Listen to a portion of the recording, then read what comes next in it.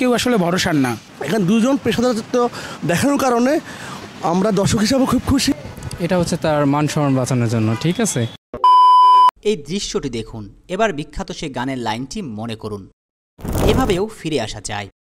বিখ্যাত জনপ্রিয় সে গানের লাইনটা যেন হুবহু মিলে যায় মাহমুদুল্লাহ রিয়াদের সঙ্গে।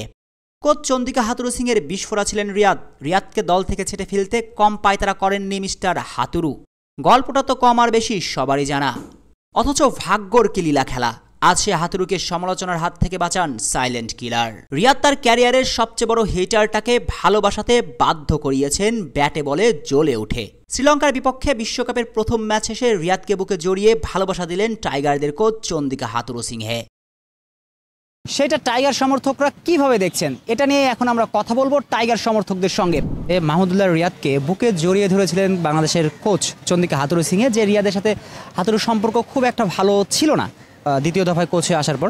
কিন্তু আজকে যেভাবে তিনি রিয়াদকে জড়িয়ে ধরলেন, একজন সাধারণ সমর্থক হিসেবে এই ব্যাপারটা আসলে কীভাবে দেখছেন? এটা হচ্ছে তার মান সম্মান বাঁচানোর জন্য, ঠিক আছে।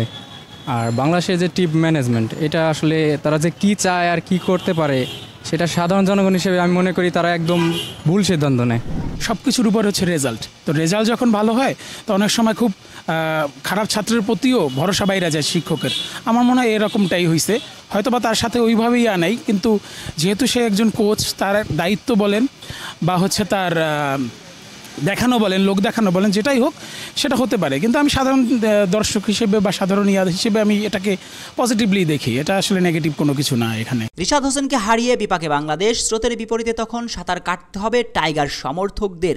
হার্টবিট কেঁপে উঠেছে, দম বন্ধ হয়ে যাওয়ার উপক্রম। তখন টাইগার সমর্থকরা কি রিয়াদের উপর শতভাগ ভরসা রেখেছিলেন? মাহমুদুল্লাহ রিয়াদ তো ধরেন যে বিগত 14-15 বছর ধরেই একজন ফিনিশার হিসাবে খেলে আসতেছে। আর তার উপর আস্থা তো আমাদের কেন সবারই আছে, বাংলাদেশের সবারই ছিল। আসলে এখন বর্তমানে বাংলাদেশের যে টিম, সেই টিমে একমাত্র ভরসার ব্যাটসম্যানই হচ্ছে মাহমুদুল্লাহ রিয়াদ, বাকি কেউ আসলে ভরসার না। তো সেক্ষেত্রে গতানুগতিকভাবে মাহমুদুল্লাহর প্রতি ভরসা থাকবেই। রাখাটাই তো যথার্থ। এর আগেও যতবার বিপদের সম্মুখীন হয়েছে লাল সবুজ, ততবারই যেন ফুরিয়ে যাওয়া রিয়াদি হন দলের ত্রাণকর্তা। দলের প্রয়োজনে যে কোনো পরিস্থিতিতে যে কোনো সময় জ্বলে উঠেছেন বারবার, আজও হয়নি তার ব্যতিক্রম। যারা স্ট্রাইক রেট তত্ত্ব দিয়ে মিস্টার 30কে বাদ দিবার গভীর ষড়যন্ত্রে মেতেছিলেন, তাদেরকে এখন আয়নায় মুখ দেখা উচিত। শেষ 3 ওভারে টাইগারদের জয়ের তীরে নঙ্গর ফিরাতে দরকার 14 রান, কিন্তু রিশাদের বিদায়ের সমর্থকদের মাথা ঘুরপাক। 17 কোটি টাইগার সমর্থকরা তখন এক বুক স্বপ্ন নিয়ে তাকিয়ে সাইলেন্ট কিলারের ব্যাটের দিকে।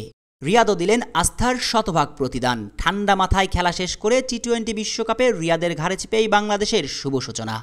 তবে এ জয়ের পিছনে ব্যাটাতে গুরুত্বপূর্ণ অবদান রেখেছিলেন একের পর এক ব্যর্থতার বৃত্তে আটকিয়ে যাওয়া লিটন কুমার দাস। লঙ্কানদের বিপক্ষেও ভাগ্য বদলায়নি টাইগার টপ অর্ডারের লেজগবরে অবস্থা। শুরুতেই 3 ধাক্কায় চাপে বাংলাদেশ।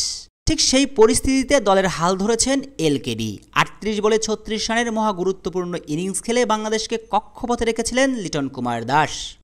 ব্যর্থতা থেকে বের হয়ে আসার জন্য যেন বেছে নিলেন বিশ্বকাপকে। লিটন কুমার দাসের এই ফিরে আসাকে টাইগার সমর্থকরা কি চোখে দেখছেন? আলহামদুলিল্লাহ যে সে রানে ফিরছে, আর আশা থাকবে যে সে যেন এটা পুরো ওয়ার্ল্ড কাপ কন্টিনিউ করে। ফিরে আসা নিঃসন্দেহে ভালো, কিন্তু প্রবলেম হলো 10টা খেলে যদি একটা ফিরে আসে, 9টা খারাপ, সেটা আর কীভাবে ফিরে আসা, এটা আমার বোধগম্য না আর কি। তারপর যা ভালো করছে, ভালো তো ভালোই। দর্শক মহলে লিটনকে নিয়ে মিশ্র প্রতিক্রিয়া থাকলেও অবশ্যই এলকেডি চাইবেন টুর্নামেন্টের বাকি ম্যাচগুলোতে ধারাবাহিকতা বজায় রাখতে। শেখ আসাফুদ্দৌলা অনিক, টিম স্পোর্টস।